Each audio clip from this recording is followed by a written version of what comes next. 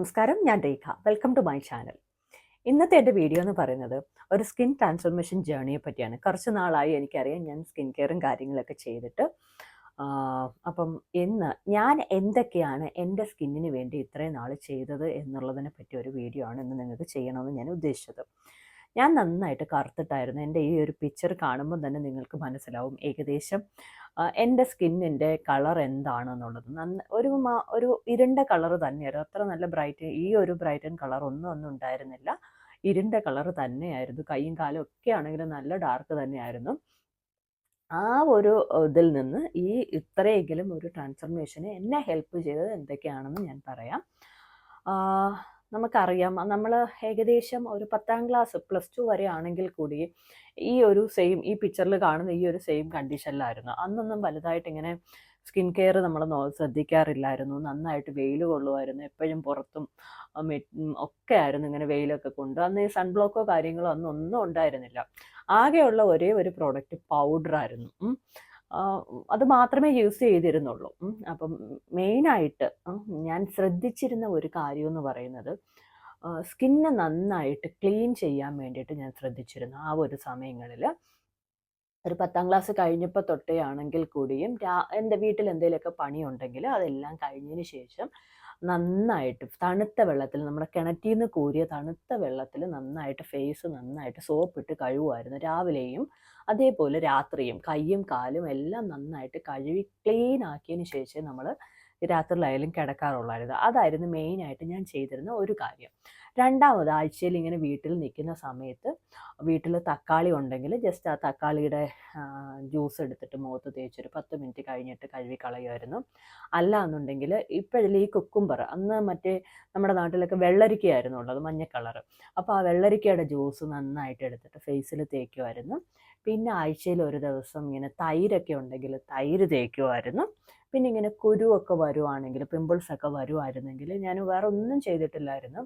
ഈ ചെറിയ ചൂടുവെള്ളത്തിൽ, നമ്മുടെ സ്കിന്നിന് പറ്റിയ ഒരു ചൂടുവെള്ളത്തിൽ കോട്ടൺ ഇങ്ങനെ മുക്കിയിട്ട് ഇങ്ങനെ തുടച്ചെടുക്കുമായിരുന്നു. നന്നായിട്ട് ഫേസ് ഞാനിങ്ങനെ ക്ലീൻ ചെയ്യുമായിരുന്നു. എന്നിട്ട് പ്രത്യേകിച്ച് ഈ പിമ്പിളുള്ള ഭാഗത്ത് ഇങ്ങനെ ചെറുതായിട്ട് ഇങ്ങനെ ഒപ്പി കൊടുക്കുമായിരുന്നു. ഇത് മാത്രമേ ഞാൻ ഈ പിമ്പിളൊക്കെ, അല്ലാതെ കൈ വെച്ച് ഞാൻ അങ്ങനെ മാക്സിമം പൊട്ടിക്കാൻ നിന്നിട്ടില്ല.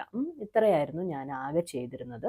പിന്നെ അന്നത്തെ കാലത്ത് മെയിൻ നമ്മൾ യൂസ് ചെയ്തിരുന്ന ഒരേ ഒരു പ്രോഡക്റ്റ് എന്ന് പറയുന്നത് പൗഡറാണ്. അന്ന് ഈ ക്രീമോ കാര്യങ്ങളോ ഒന്നും അന്ന് ഉണ്ടായിരുന്നില്ല. പിന്നെ ഏകദേശം ഒരു +2 ഒക്കെ കഴിഞ്ഞ് ആ ഒരു സമയത്താണ് ഇങ്ങനെ ഗൾഫിൽ നിന്നൊക്കെ ആളുകൾ വരുമ്പോൾ ഇങ്ങനെ നിവ്യയുടെ ക്രീമൊക്കെ കൊണ്ടുവരാൻ തുടങ്ങി.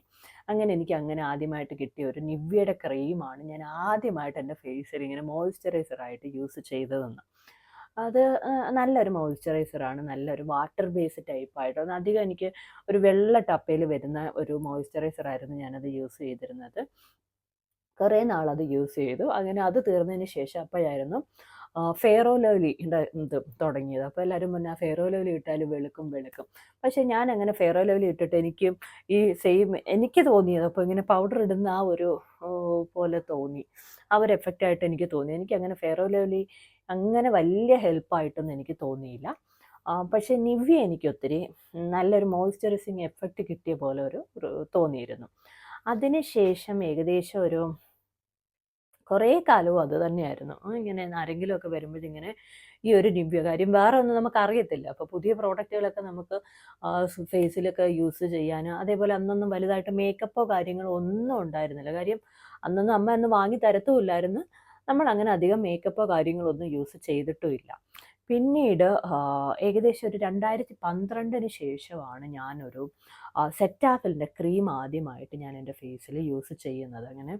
അങ്ങനെ സെറ്റാഫിൽ എന്ന് വെച്ചാൽ ശരിക്കും പറയുവാണെങ്കിൽ ഇങ്ങനെ ജസ്റ്റ് നിങ്ങൾ ആരെങ്കിലും ഒരു മോയ്സ്ചറൈസർ ആണ് നോക്കുന്നതെങ്കിൽ, ഞാൻ ആ ബ്രാൻഡ് പ്രൊമോഷനായിട്ട് പറയുമല്ല, അങ്ങനെ ആരെങ്കിലും ഒക്കെ നല്ലൊരു മോയ്സ്ചറൈസർ ആണ് നിങ്ങൾ നോക്കുന്നതെങ്കിൽ സെറ്റാഫിൽ നല്ല ഒരു മോയ്സ്ചറൈസറാണ്. ഞാനത് ഇപ്പോഴും യൂസ് ചെയ്യുന്നുണ്ടോ എന്നുള്ളതാണ് അതിൻ്റെ എനിക്ക് അത്രയ്ക്ക് ഇഷ്ടമുള്ളൊരു പ്രോഡക്റ്റാണ് സെറ്റാഫിൽ. പിന്നെ ഈ ഇടയ്ക്കാണ് കൂടിപ്പോയാൽ ഇപ്പം 1 വർഷമായി കാണത്തേ ഉള്ളൂ, നമ്മളിപ്പം മാർക്കറ്റിലായിട്ടുള്ള വൈറ്റമിൻ സി സിറം ആണെങ്കിലും, നിയാസിനമൈഡ് സിറം ആണെങ്കിലും, ഗ്ലൈക്കോളിക് ആസിഡ് സിറം ആണെങ്കിലും, ഹൈലൂറോണിക് ആസിഡ് സിറം ഒക്കെ യൂസ് ചെയ്യാൻ തുടങ്ങിയിട്ട് ഇപ്പം കൂടിപ്പോയാൽ മാക്സിമം 1 വർഷമായി കാണത്തേ ഉള്ളൂ. അതിന് മുന്നേ ഞാൻ ഇങ്ങനെയുള്ള ഒരു പ്രോഡക്റ്റുകളും ഞാൻ അതിന് മുന്നേ യൂസ് ചെയ്തിട്ടില്ല. ഈ ഇടയ്ക്കാണ് ഇതെല്ലാം യൂസ് ചെയ്യാൻ തുടങ്ങിയത്. അത് യൂസ് ചെയ്യുമ്പോൾ നമുക്കറിയാം അതിൻ്റേതായ കുറച്ചുകൂടെ ബെനിഫിറ്റുകൾ, കുറച്ചുകൂടെ മാറ്റങ്ങൾ നമ്മുടെ സ്കിന്നിനുണ്ട്. നമുക്ക് കുറച്ചുകൂടെ നല്ല ഗ്ലോയി സ്കിന്ന് നമുക്ക് കിട്ടുന്നുണ്ട് അതൊക്കെ യൂസ് ചെയ്യുന്ന സമയത്ത്. അതേപോലെ റെറ്റിനോൾ ആയാലും ഞാനിപ്പോൾ യൂസ് ചെയ്യുന്നുണ്ട്. ഇതൊക്കെയാണ് ഇപ്പം ഞാൻ കറൻ്റ്ലി യൂസ് ചെയ്തുകൊണ്ടിരിക്കുന്ന ഒരു പ്രോഡക്റ്റ്. ഓക്കെ. അപ്പം ഇതൊക്കെയാണ് എൻ്റെ ഒരു സ്കിൻ ട്രാൻസ്ഫർമേഷന് വേണ്ടിയിട്ട് ഹെൽപ്പ് ചെയ്തത്. പിന്നെ നിങ്ങൾക്ക് ഒക്കുമെങ്കിൽ എനിക്ക് തോന്നിയിട്ടുള്ള ഒരു കാര്യമാണ് ക്യാരറ്റ് ജ്യൂസ് ഞാൻ പണ്ടാണെങ്കിൽ ശരി വീട്ടിൽ നിൽക്കുമ്പം ക്യാരറ്റ് ജ്യൂസ് കുടിക്കുമായിരുന്നു കേട്ടോ. ക്യാരറ്റ് വേവിച്ചിട്ട് കഴിക്കുന്നത് എനിക്ക് ഇഷ്ടമല്ലായിരുന്നു. അപ്പോൾ ക്യാരറ്റ് ജ്യൂസായിട്ട് കുടിച്ചിട്ട് ഒരാഴ്ച അടുപ്പിച്ച് കുടിച്ചിട്ട് നമ്മൾ നോക്കിക്കഴിഞ്ഞാൽ കൂടി നമ്മുടെ സ്കിന്നിന് ആ ഒരു ചേഞ്ച് നമുക്കത് അറിയാൻ പറ്റും. അപ്പം നിങ്ങളിതൊക്കെ ജസ്റ്റ് വേണമെങ്കിൽ നിങ്ങൾക്ക് ഈ ക്യാരറ്റ് ജ്യൂസും കാര്യങ്ങളൊക്കെ നിങ്ങൾക്ക് കണ്ടിന്യൂ ചെയ്യാവുന്നതാണ്. അപ്പോൾ വീഡിയോ നിങ്ങൾക്ക് ഇഷ്ടമായിട്ടുണ്ടെങ്കിൽ ജസ്റ്റ് എപ്പോഴും ഞാൻ പറയുന്ന പോലെ തന്നെ ജസ്റ്റ് ഒന്ന് ലൈക്ക് ചെയ്ത് സപ്പോർട്ട് ചെയ്തോളാം. Thank you so much.